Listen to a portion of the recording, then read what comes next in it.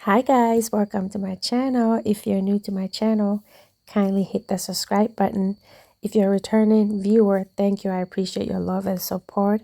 And guys, yes, as the title says, missing chicken at the farm. Yes, I don't want to talk about this because it seems like on my channel, all I do is complain about people stealing from me. And then I begin to question myself. You know, people will start thinking I'm not serious. I'm not a serious business owner. I'm not a serious project manager.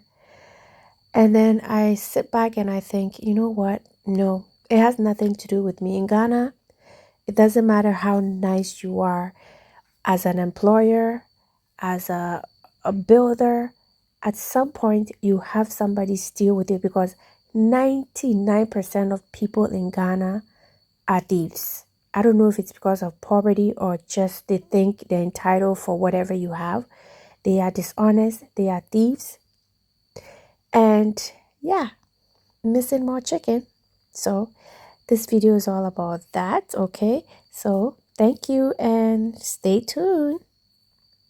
So if you've been following my channel from the day these chicks came, you know we counted them from day one.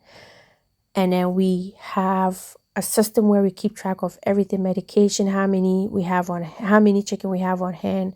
And every time we get a chance to capture them one by one like this, I count them. Because of what I had gone through before with my first batch, I do the counting. I keep track of the tally to make sure that I'm putting down what it's on file. And of course, as human, once in a while you count and you be off one or two because you get distracted as you're writing down and maybe you miss to put one or two. But generally, it ends up to be the same. So the last time we did counting was when Eggfather helped us do the fowl pox. We captured them. And at that time, everything was okay. So then the next time we needed to capture them again was doing debeaking. And we did that. And I was the tally lady as usual. And we ended up missing some chicken, about 14 at the time. So I asked my team, the report says we haven't lost any chicken, but after we counted, we're missing about 14 chicken. What happened to them? Has any died? And you haven't told me? They said no. So I said, okay, what happened? They said, oh, we don't know, but you know, when we were doing the debeaking, the other door to the back was open, so maybe they went through that door and mixed with the other ones on the other side. I said, okay, let me give them the benefit of the doubt. But then I did tell them in 2 weeks time we're going to do our last vaccination, which is third Newcastle. So you better make sure my chickens are okay. And when I count again, we better make sure we get everything that we're supposed to have. So they said, okay. And then I left it there. I want to give them the benefit of the doubt, okay? I didn't accuse anybody. I didn't suspect anybody. I just left it there. So few days before we're supposed to do, well, until before then, we had the big loss, about 44 dying after the debeaking due to some mistakes. Yes, so after I deduct the 44, I'm still missing. At the time we did the last third Newcastle, it came to 25 chickens missing. So I said, so before we did the third Newcastle, the man, the only man there, decided that he wants to go and visit his family in the village and he'll be back in 6 days. So he's asking for some time off. I said, okay. So he said he will leave on Saturday. Then he leaves on Friday before the time he was expected to leave. But before I left the farm, I told my sisters that when Ebo is leaving, make sure you're on the farm before he leaves. I don't like it when he leaves the farm when nobody's there. You don't know what he's taking with him. So make sure you're there. You take the key from, because he's done that before. Anytime he's leaving the farm, no one ends up being there. He closes up and then leaves the key to somebody or hides it in the farm and tells them. And then I become suspicious. Why don't you want anybody to see you leave? What are you hiding? So that's what I said, okay. So he was supposed to leave on Saturday. Friday, early Friday, he leaves and hides the key on the farm. And my sisters and his wife were in the village and they hadn't come to work yet. So my sister called and told me, and I was so furious. I was mad. I called him. He didn't pick up. So I called his wife and said, why would your husband leave a day before he told me to leave? First. And secondly, why would he leave and not make sure he hands over the farm to anybody and just hides the key and leave? What if somebody is hiding there and they see the key to the farm and then they do what they want to do? So I'm very mad at him. Tell him to call me. The guy never called. He never picked up my phone. He never called back and hasn't been back since. Then after he leaves, I find out that I told him during work hours to go and cut some bamboo and do a fence wall for my 4-acre land. He goes there and do work on my watch. I'm paying him, not knowing he's been taking money from people and selling them the bamboo and promising to give them bamboo for whatever they need it for. And then so assemblyman of the area had given him money to do that for him. So when people were hauling my bamboo from my 4 acres, I made an announcement saying that whoever has been stealing my bamboo, I want them to put a stop to it. Okay, so they were stealing it all at once, like little by little. So I got pissed and my sisters took the bamboo to the main farm, the 11 acre.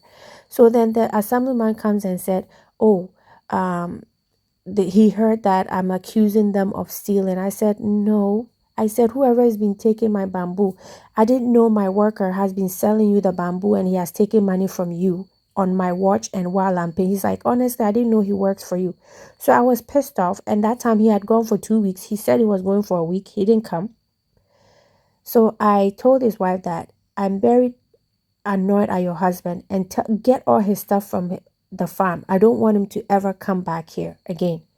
Because at this time, because he hadn't been back and he left before we did the new car, so I suspected he knew he had stolen some of the chicken. So he's running away before I catch him, all in the name of I'm going to visit family. So he didn't come back. He hasn't been calling. He hasn't been communicating with me. So after the bamboo issue, I just decided I'm not dealing with this man anymore.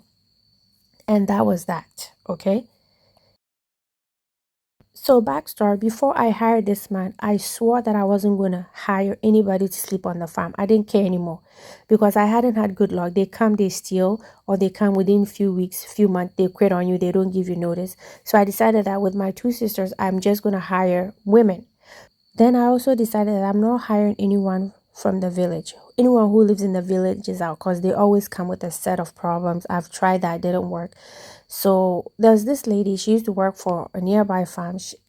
And then she came and begged for a job through someone that, because she was shy, so through someone else. I said, no, no, no, no, I'm not hiring anyone from the village.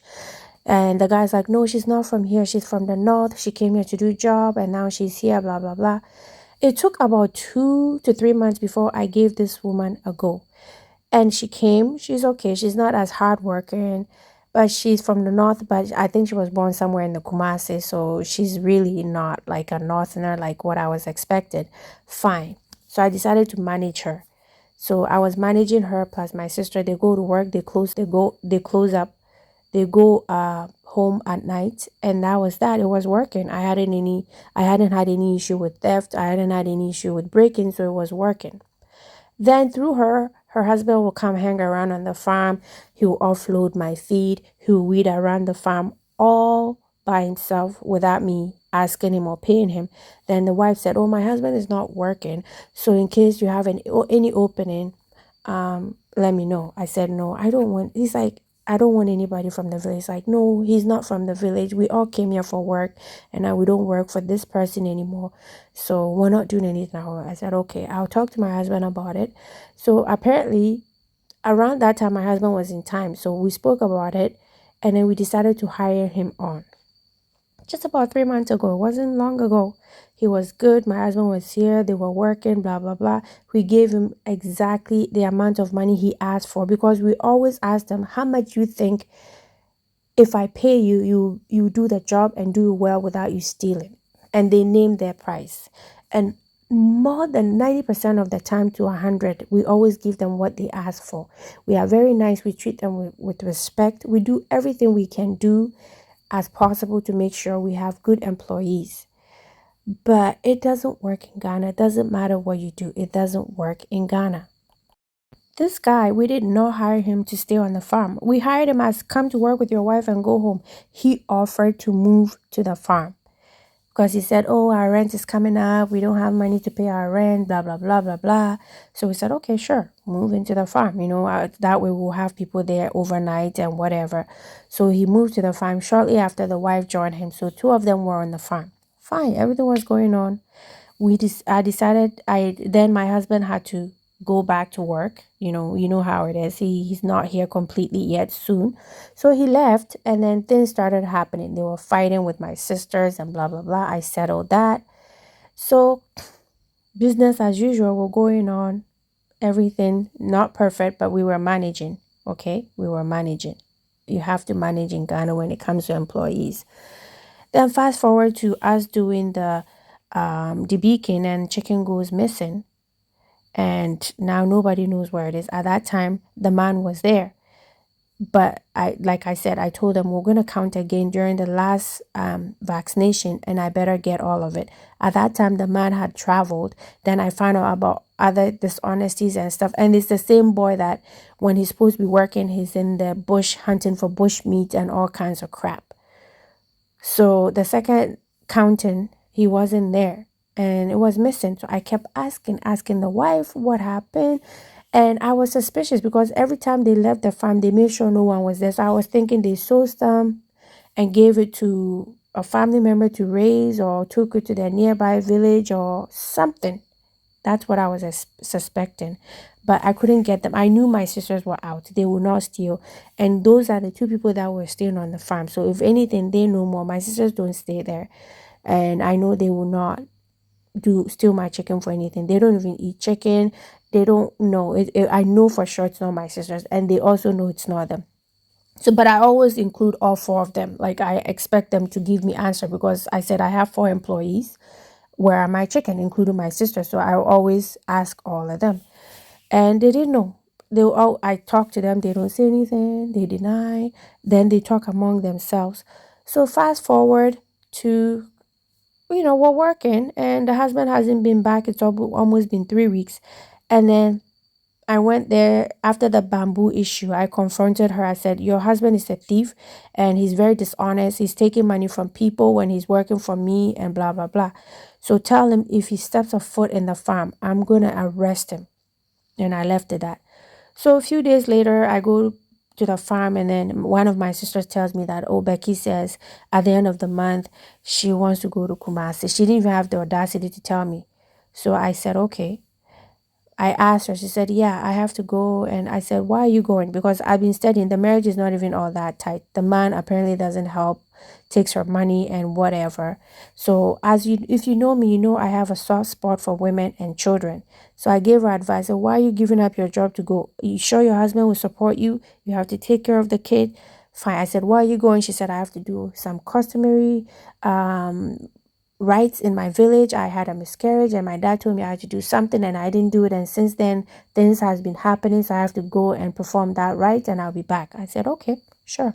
So me being me, although I'm mad at them, I don't know where my chicken is, I still gave her some advice that I think will help her, and then I left it at that. So the very same next day, my sister kept calling me and I didn't have the phone. So she called me in the evening. She said, oh, we went to the nearby bush to get some turkey berries, and we walked into a little village house and we saw some of our chickens there.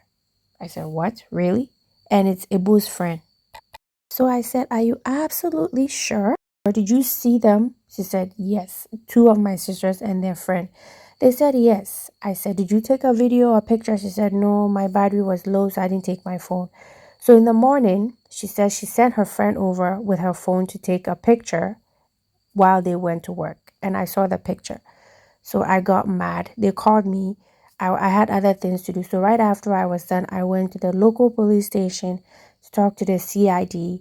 And then I filed a report and I said, I have to go there I'm not going there without a police. I have to set some kind of, I have to deter these people or it's going to keep happening. So there I went. I have connections. I drive in town. Police are friendly with me. They see me. They say hi. I don't do anything criminal. I always see them. So all I have to do is just call them and they will be willing to go. It didn't cost me anything. Of course, I tipped them something, but not because I want them to do anything illegal, but they just know me. So I went there, I told them the situation, and then they were telling me how it is to do business in Ghana, and I have to be so serious and da da da da da. I said, fine. It was raining, it was terrible. I just took them there to, I got to the farm and I told them, close up the farm, meet me in town. You guys go show me where the place you saw my chicken. And I told them before then, don't tell Becky about this. So I said, Becky's coming along too. So we all walked through it was so sleepy. It was the worst walking of my life. I was so tired. Um, at one point I was walking barefoot because it was deep in the village. We went there and sure enough I see foreign chickens. And the guy says, oh, it's his and he bought it from the nearby village and he sent his son and blah blah blah, and we left it there. So we went home and then the police told the lady to come to a police station and report herself and counter reply to my charges, and then also demanding that the husband come from wherever he is to do the same. So the police said, I'll see him. She said, okay, if my madam gives me the okay, I'll go. So I said, sure, you have to go. So the very night, the guy is friends with the my worker. So he was pissed. He went and threatened my sister's friend that like he'll kill her because she's the one who walked by and reported that the chickens were in his house. So he'll kill her. So my sister was scared and she called me because the guy has a gun.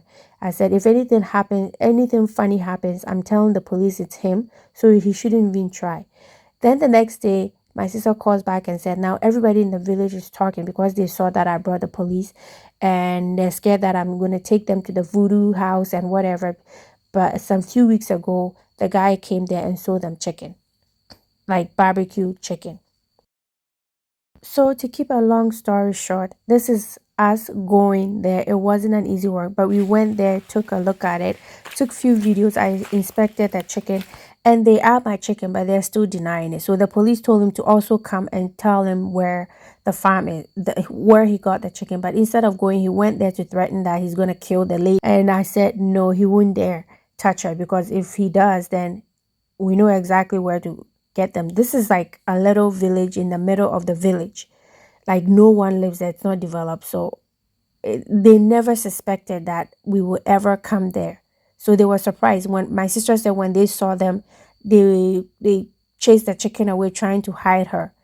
But it was trying to hide the chicken, but it was too late.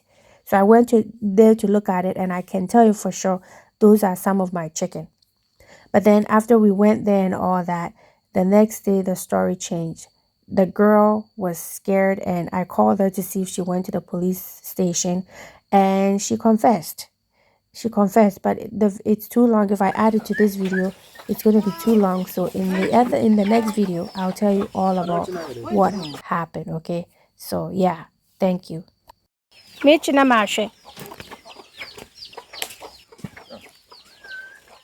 one client is not a local one. Yeah, those are not. I don't raise some of those. Daddy.